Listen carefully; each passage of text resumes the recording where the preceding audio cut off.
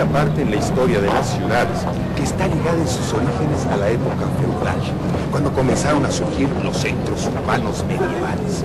Sin embargo, la parte determinante en la historia de aquellas ciudades medievales es cuando éstas se opusieron al régimen feudal para contribuir eficazmente a su decadencia.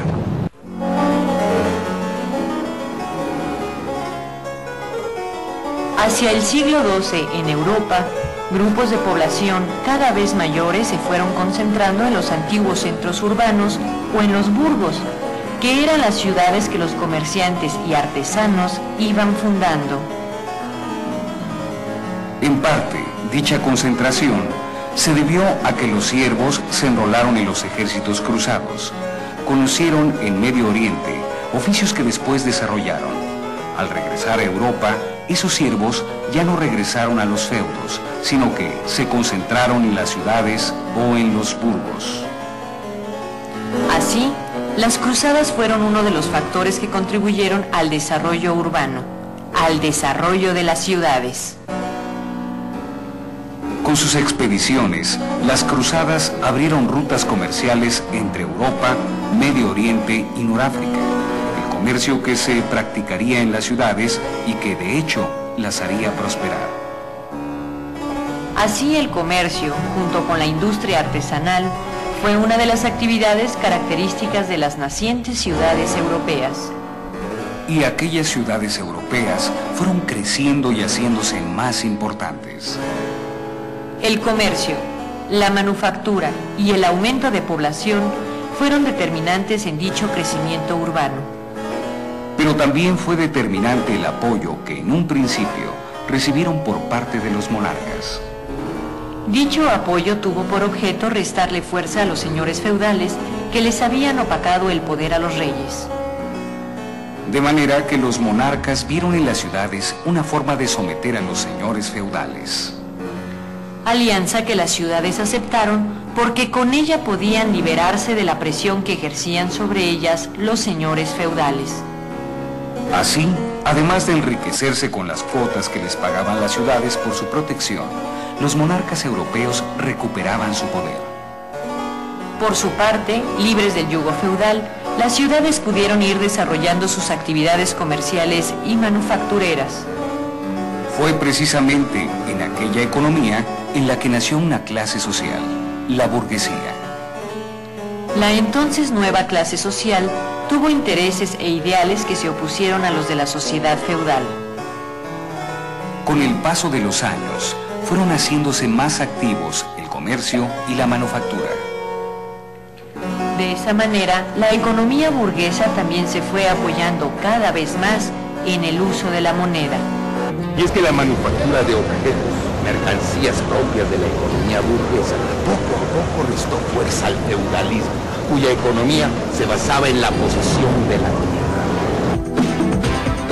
En efecto, las universidades comenzaron a fundarse hacia el siglo XI en Europa y, como ahora, los estudios se clasificaban en superiores e inferiores.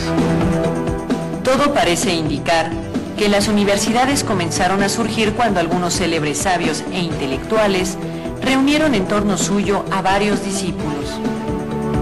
Con esos centros de estudios, la ciencia y el conocimiento se convirtieron en un instrumento de poder.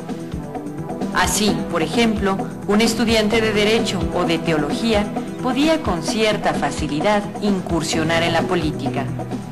Siendo así, las universidades influyeron grandemente en la vida de las ciudades.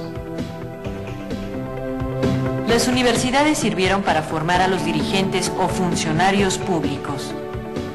De hecho, el auge de los negocios y de las ciudades impulsaron a los burgueses prósperos a educar a sus hijos en las universidades para que pudieran desempeñar cargos administrativos en las ciudades.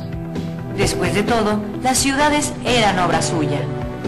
Y así, las universidades se convirtieron en un instrumento de poder.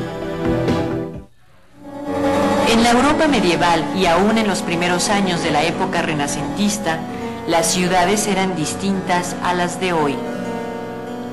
En esas ciudades se veían calles angostas atestadas de casas. Caminar por aquellas calles tenía sus riesgos, porque por las ventanas tiraban a la calle la basura, el agua sucia y los desechos más desagradables. Pero también se veían otras cosas. Por plazas y calles se miraban peleas de gallos, osos adiestrados, gente bailando o jugando pelota. También solían escucharse a los pregoneros que iban gritando por la ciudad las noticias más importantes. Asimismo, los vendedores ambulantes iban por las calles anunciando sus mercancías: carbón, ropa, especias, carnes y demás productos. En aquellas antiguas ciudades europeas, los artesanos estaban agrupados en una especie de sindicatos, los gremios.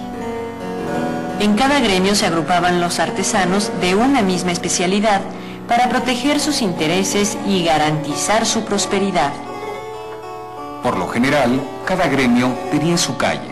Por ejemplo, la calle de los plateros o de los talabarteros. La organización de aquellos gremios incrementó el comercio y las ciudades se fueron enriqueciendo.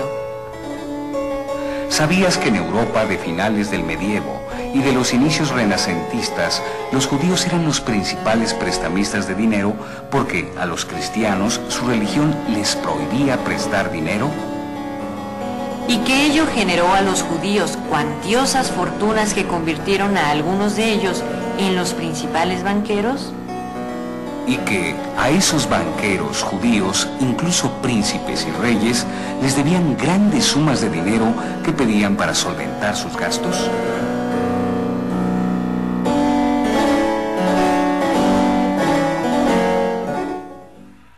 Los burgos, o ciudades europeas, se formaron o poblaron con los siervos que lograban liberarse del yugo del señor feudal. Los reyes y las ciudades se aliaron en contra de los señores feudales.